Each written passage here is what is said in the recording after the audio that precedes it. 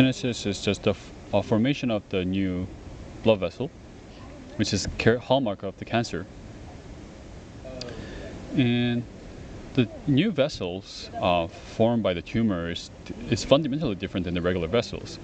They are more convoluted and they tend to be more leaky.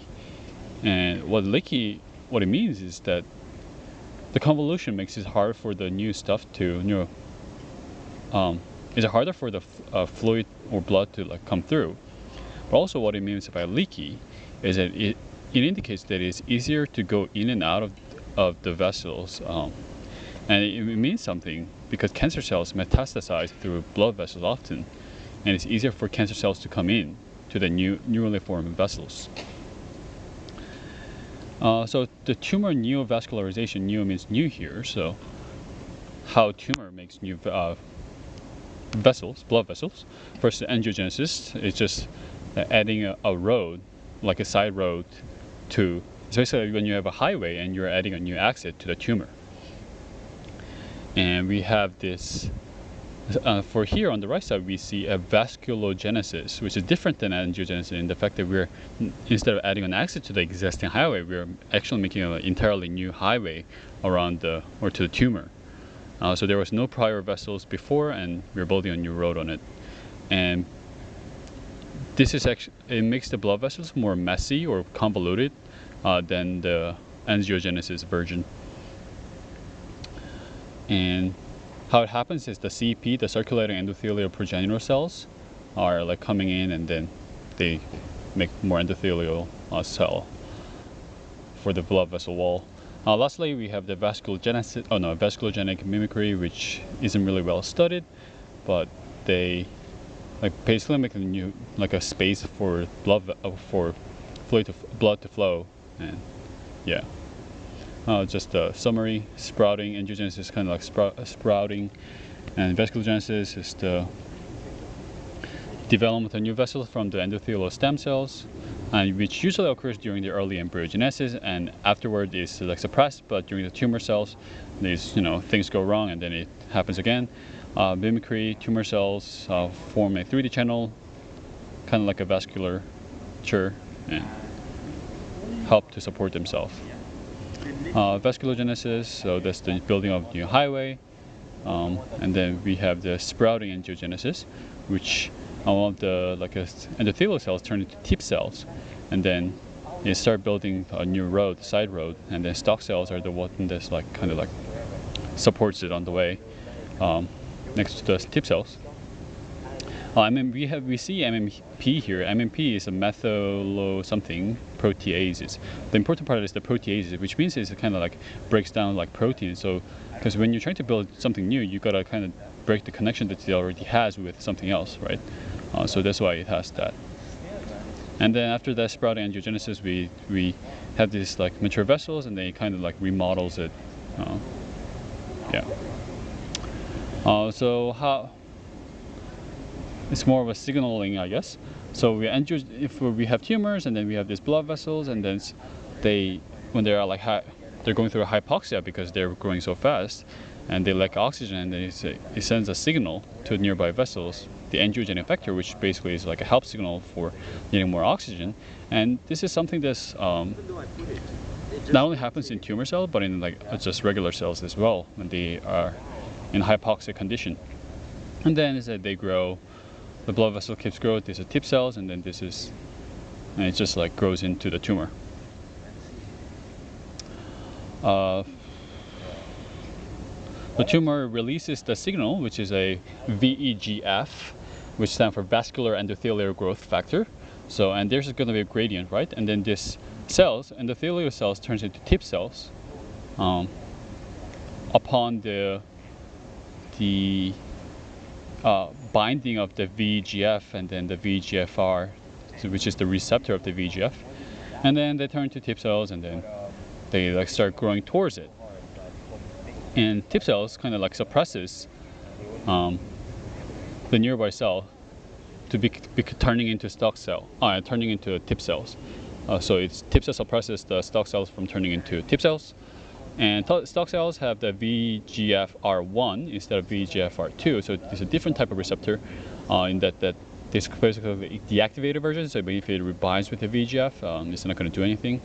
Whereas VEGF-R2 is going to like activate the tip cells to continue to grow to that directions. Angiogenic switch, so we have the anti-angiogenic factors, which basically says that don't make more vessels, and the pro-angiogenic factor that promotes the formation of more vessels. Different growth factors and stuff for here, and then for the anti one we have the angiostatin. Static means like static, so it's like pausing or stopping the angiogenesis and stuff like that. Three families of vascular growth factors and the receptor interaction. We have VEGF that we talked about, the initiation.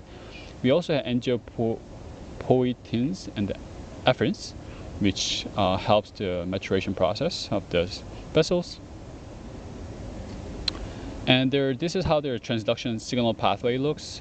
Really similar to the EGF signal pathway in the fact that the ligand bind with their receptor, and then we have some autophosphorylation happens over here, and there's some like molecule here that's like binds with the phosphate, and then activate the RAS GTP, which causes RAF, MEK, MAPK transcription factor, similar RAS GTP, RAF, MEK, MAPK, and the transcription factor.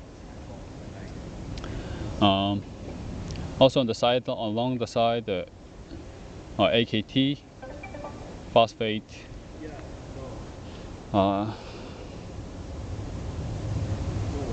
it also helps with the enos and the ano, which is an enzyme that kind of increases the production of the nitric oxide, which is a gas, and it means it can diffuse through like different cells and stuff. And what it does is it works as a hormone to make cell-to-cell connection loose, and once it's loose, it increases the permeability, and that's how it increases the vascular permeability. To go a little deeper into the mechanism of nitric oxide, so when there are oxygen available, nitric oxide becomes just like NO2 or something else, or NO3, like that's seen over here, and then it doesn't do anything. But at the absence of oxygen, NO just stays there, and then it signals the nearby cells to relax the vessels, and which will bring more like blood to the site, hence more oxygen. This is just the site section view of we have the green capillary surrounded by the normoxia, so the normal oxygen amount, and the red indicate the hypoxia cells, and then the other stuff are necrosis with their dying cells, which kind of shows the oxygen gradient. So in the normox conditions, O2, this HIF alpha, which is a transcription factor, is gonna have like an OH group attached to it, and when it has an OH group, it's gonna bring in like different. This is a thing called VHL, and then which is gonna ubiquitinize the HIF transcription factor. And ubiquitin, what it does is just degrade stuff, so it degrades it, and there's no transcription happening, so no angiogenesis. On the other hand, hypoxic conditions, low oxygen, so there's no hydroxylation of HIF transcription factor, and because of that, there's going to be no ubiquitin or VHL binding, so there's going to be no degradation. So HIF transcription factor will be able to bind with the HIF beta, which expresses or transcribes the VEGF, the vascular endothelial growth factor. So we are forming more new blood vessels, causing angiogenesis. And some people got these Nobel Prize in 2019 for discovering the mechanism of the oxygen availability in cells.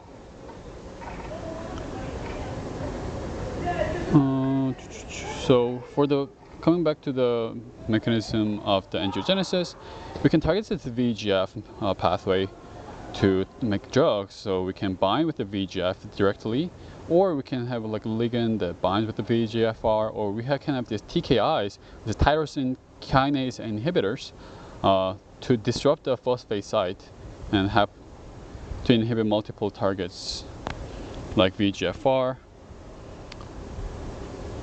So sometimes the anti-angiogenic effect of a drug can be a side effect.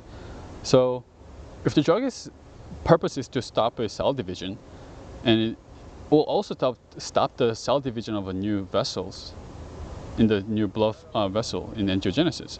Thus, it kind of has a side effect of being an anti-angiogenic.